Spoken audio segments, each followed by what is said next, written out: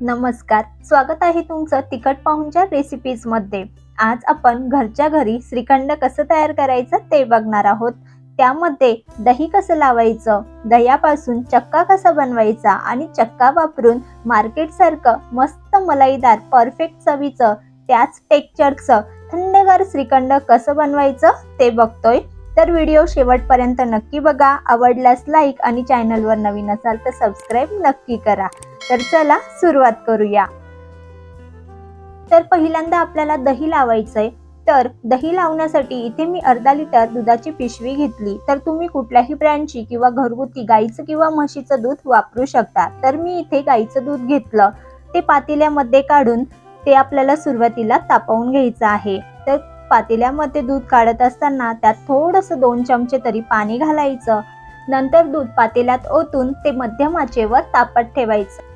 तर इतर वेळेस जसं आपण दूध तापवून घेतो त्याच प्रकारे दूध इथे आपण तापवून घेत आहोत। तर दूध हे व्यवस्थित तापलेलं आहे आणि उकळ आल्यानंतर गॅस हा बंद केला आहे। तर आता हे दूध कोमट करून घ्यायचं, म्हणजे थंड करून घ्यायचं आहे।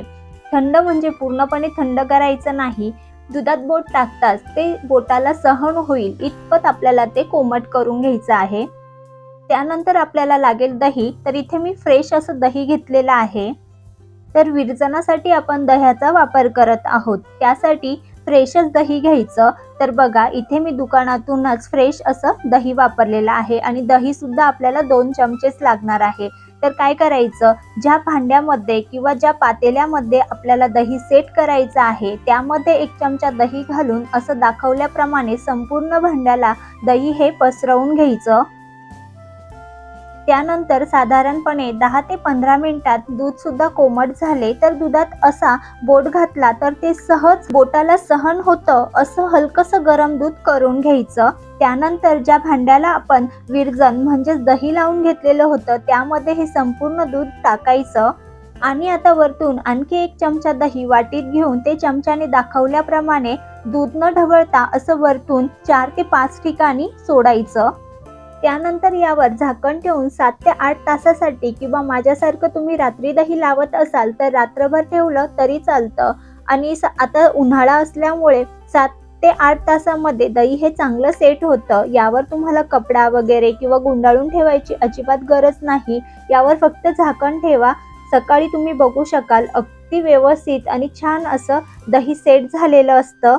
गाईचं दूध वापरलं तरी सुद्धा मस्त मलाईदार घट्ट हे दही तयार झालेलं आहे। तुम्हाला मी हे चमच्याने काढून दाखवते, किती मस्त आणि घट्ट असं हे मलाईदार मार्केट सारखं घट्टसर दही घरच्या घरी तयार झालेलं आहे। फक्त इथे एक गोष्ट लक्षात ठेवा, जेव्हा विरजण वापरताना आपण जे दही वापरतो ते जास्त दिवसाचं जुनं वापरायचं नाही, फ्रेशच घ्यायचं, नाहीतर मग दह्याचा लवकरच आंबट असा वास यायला सुरुवात होते। तर बघा किती सोप्या पद्धतीने घरच्या घरी दही कसं लावायचं हे मी तुम्हाला सांगितलं। तर हेच दही वापरून चक्का कसा बनवायचा ते बघूया। त्यासाठी मी खाली एक पातेलं ठेवलेलं आहे, त्यावर चाळण ठेवली आणि त्यावर कॉटनचा सुती कपडा हा चाळणीवर ठेवला आणि त्यामध्ये तयार झालेलं जे दही आहे ते संपूर्ण घालून घेतलं। म्हणजेच आपल्याला दह्यामध्ये असणारं एक्स्ट्राचं जे पाणी असतं ते काढून घ्यायचं आहे। त्यासाठी रुमालाच्या सर्व कडा सर्व बाजू हातात अशा धरायच्या आणि जेवढं शक्य होईल तितकं आपल्याला हे पिळून काढायचं आहे। तर बघा दाखवल्याप्रमाणे जेवढं पाणी शक्य होईल तेवढं मी पिळून असं काढून घेते आणि त्यानंतर यातच मी असा हा रुमाल चांगला पिळून असा ठेवलेला आहे। त्यानंतर त्यावर मी एक डिश ठेवली आणि त्यावर जड असं खलबत्ता किंवा काही दुसरं भांडं असेल तर ते ठेवायचं, म्हणजे दह्यातलं पाणी असं दबाव निर्माण झाल्यामुळे खाली निथळेल। किंवा डायरेक्ट रुमालाला गाठ बांधून ते असं लटकून ठेवलं तरी चालेल, त्यातूनही भरपूर असं पाणी झिरपून छान घट्ट असा चक्का तयार होतो। तर साधारणपणे 4 ते 5 तास हे तुम्ही असंच ठेवून द्यायचं। तर हे बाहेर न ठेवता मी फ्रीजमध्ये ठेवलं होतं, त्यामुळे हे लवकर असं सेट होतं। तर दह्यात किती पाण्याचे प्रमाण शिल्लक आहे त्यानुसार टाइम इकडे तिकडे होऊ शकतो। तर बघा खाली भरपूर असं पाणी हे निथळून आलेलं आहे। तर हे पाणी तुम्ही कढीसाठी वापरू शकता। आणि आता आपण रुमाल उघडून बघूया। तर बघा मस्त घट्ट असं दह्याचा चक्का इथे तयार झालेला आहे आणि तुम्ही बघू शकाल इथे अर्धा लिटर दुधापासून किती मस्त आणि जास्त हे तयार झालेलं आहे। तर हे आपण पहिल्यांदा मोजून घेऊ, म्हणजे आपल्याला साखरेचा अंदाज येईल. तर बघा, सर्व मिश्रण हे मी वाटीमध्ये काढून घेतलेलं आहे आणि हे साईडचं राहिलेलं होतं तर ते सुद्धा मी असं चमच्याने खरडून काढून घेतलेलं आहे, म्हणजे काहीच वाया जाणार नाही आणि आपल्याला साखरेचा अंदाज सुद्धा येईल. तर साधारणपणे अर्धी वाटी इतकं तरी हे तयार झालेलं आहे, म्हणजे आपल्याला यामध्ये अर्धा वाटी इतकी साखर घालावी लागेल. तर साखर वापरताना ती मी अख्खी साखर घालणार नाहीये, तर मिक्सरमधून फिरवून म्हणजेच आपल्याला इथे पिठी साखर वापरायची आहे. तर बघा, आता चक्का तयार आहे. यापासून श्रीखंड कसं तयार करायचं ते बघूया. त्यासाठी आता चक्का हा चाळणीत घालून चमच्याने असा गाळून घ्यायचा. सोबतच यात मी अर्धा वाटी इतकी साखर घातली. आता गोडीचं प्रमाण तुम्ही तुमच्या आवडीनुसार इथे कमी जास्त करू शकता. तर यामध्ये लगेच साखर घातली की चक्का हा चांगला फेटला जातो आणि साखर सुद्धा व्यवस्थित एकजीव होते. तर बघा, हे व्यवस्थित असं गाळून झालं तर चाळणीला लागलेलं सर्व चमच्याने काढून घ्यायचं आणि पुन्हा हे सर्व चांगलं एकजीव करून घ्यायचं.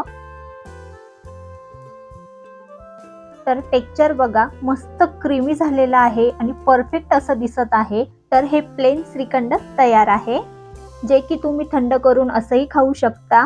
पण मी यामध्ये काही फ्लेवर आणि रिचनेससाठी सुकामेवा ॲड करते. त्यामध्ये काजू, बदाम, पिस्ता आणि बेदाणे किंवा मनुके याचे काप आणि कलरसाठी किंवा रिचनेससाठी मस्त असं केसर घालत आहे.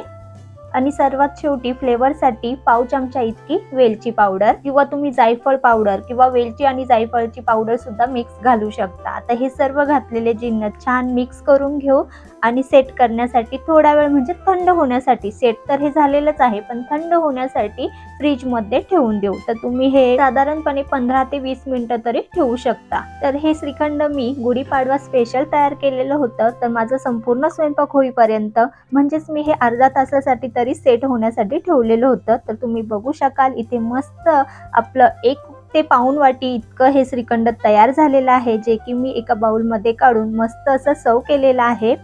शक्यतो ज्या दिवशी श्रीखंड तयार करायचं त्याच्या आदल्या दिवशीच तरी चक्का हा बांधून किंवा पाणी निथळत ठेवायचा, म्हणजे पाणी हे चांगलं निथळलं जातं आणि कमी वेळामध्ये आपलं मस्त थंडगार घरच्या घरी असं श्रीखंड तयार होतं, जे की तुम्ही बघता क्षणीच म्हणू शकाल की अगदी विकतच्या सारखं झालेलं आहे आणि चवीला म्हणाल तर अप्रतिम आणि भन्नाट असं लागतं. तर एकदा या पद्धतीने नक्की ट्राय करून बघा. तर आज मी तुम्हाला दही, चक्का, श्रीखंड या तिन्ही रेसिपीज दाखवल्या. आजचा व्हिडिओ तुम्हाला कसा वाटला हे कमेंटमध्ये नक्की सांगा. थोडा जरी आवडला तर लाईक करा आणि अशा साध्या सोप्या रेसिपीज बघण्यासाठी चॅनलला सबस्क्राईब करा. धन्यवाद.